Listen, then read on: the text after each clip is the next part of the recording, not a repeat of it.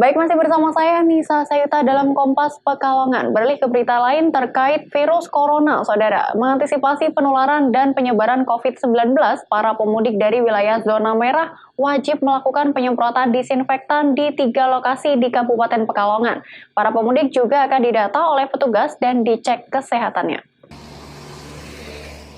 Seperti di Posko Pencegahan dan Penanganan COVID-19 di jalur Pantura Siwalan, Kabupaten Pekalongan. Para pemudik yang baru tiba, kendaraannya disemprot oleh petugas baik itu sepeda motor maupun bus. Petugas juga mencatat nama pemudik yang baru tiba dan dihimbau untuk mengisolasi diri selama 14 hari. Data di Posko Siwalan ini sudah ada 745 pemudik yang tiba di Kabupaten Pekalongan. Di Kabupaten Pekalongan ada 3 titik lokasi posko pencegahan penyebaran COVID-19. Pertama di jalur Pantura, alun-alun Kedung Muni, dan Terminal Kajen. Ya karena kan ini kan ada virus wabah corona itu ya Pak ya. Jadi kan harus sadar diri sendiri juga. Kalau bukan dari kita siapa lagi gitu loh Pak. Itu dari mana? Perjalanan dari mana ini? Dari Semarang. Dari Semarang. Bupati, iya. Kuliah apa gimana? Kuliah. Ya. Terus tahu ada lokasi ini dari mana, Mbak? Dari Saudara. Nggak boleh ke rumah dulu? Iya, tadi nggak boleh ke rumah dulu, nanti dijemput gitu di perempatan Wiradesa, terus diantar ke sini. Rata-rata mereka tiba dari zona merah seperti Jakarta dan sejumlah wilayah di Jawa Barat dengan menggunakan bus. Ari Himawan, Kompas TV, Pekalongan. Khawatir dengan COVID-19, beberapa desa di Kabupaten Pekalongan lakukan pembatasan keluar masuk desa. Seluruh jalan perbatasan antar desa ditutup dan setiap warga yang hendak masuk desa harus diperiksa kesehatannya. Salah satu desa yang membatasi warganya untuk keluar masuk adalah Desa Sampih, Kecamatan Wonopringgo, Kabupaten Pekalongan. Isolasi wilayah ini diberlakukan sejak 27 Maret. Seluruh jalan desa yang berbatasan dengan desa lain ditutup. Akses keluar dan masuk desa hanya melalui satu pintu utama. Pembatasan agar masyarakat dan pemerintah desa bisa mengontrol mobilitas warga maupun tamu dari luar sebagai bagian dari pencegahan penyebaran wabah COVID-19.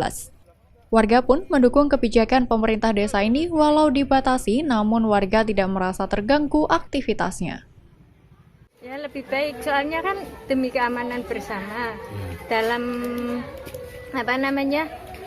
menanggulangi COVID-19. Sangat setuju ya Bu dengan adanya seperti ini ya Bu? Ya sangat setuju. Kalau ini setiap hari dijaga nggak sih Bu? Iya dijaga. Dijaga ya bareng-bareng ya. Terganggu nggak Bu? Enggak. Biasa aja ya. Normal ya. Untuk warga yang jaga sukarela kan? Iya sukarela. Pada pintu utama Desa Sampih terdapat pos pemeriksaan bagi warga yang hendak memasuki Desa Sampih. Baik warga Desa Sampih sendiri maupun tamu dari desa lain jika hendak memasuki desa ini wajib cuci tangan dengan sabun, kemudian dicek suhu tubuhnya dengan termogun dan disemprot dengan cairan disinfektan.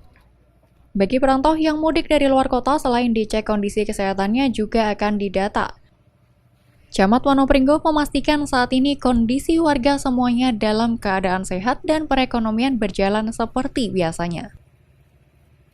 Untuk dampak ekonomi sendiri, alhamdulillah nih seperti di Desa Sampih, sebelum mereka melakukan isolasi kampung, saya sudah berpesan kepada Pak Kades agar pertama warga diberi sosialisasi, yang kedua untuk ekonomi jangan sampai warga kelaparan.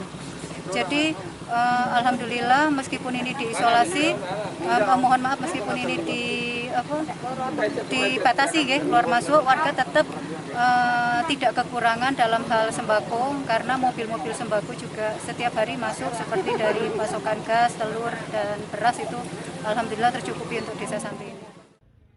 Selain Desa Sampih, desa lain yang berlakukan pembatasan akses masuk desa adalah Desa Jetaklengkong, Cetak Kidul, dan Kwagean. Ari Himawan, Kompas TV, Pekalongan. Penerapan isolasi wilayah di Kota Tegal yang melakukan pemblokiran sejumlah jalan berdampak terjadi kepadatan arus di sejumlah gang yang dijadikan warga sebagai jalan alternatif. Kondisi ini dikeluhkan oleh warga yang lingkungannya menjadi perlintasan para pengendara sepeda motor. Pemberlakuan isolasi wilayah oleh pemerintah Kota Tegal dengan melakukan penutupan sejumlah jalan menggunakan barikade beton berimbas terjadi kepadatan pengendara roda 2 di sejumlah gang. Salah satu gang yang kini ramai dilintasi warga yakni di Gang Kaswari, Kelurahan Randu Gunting, Kecamatan Tegal Selatan.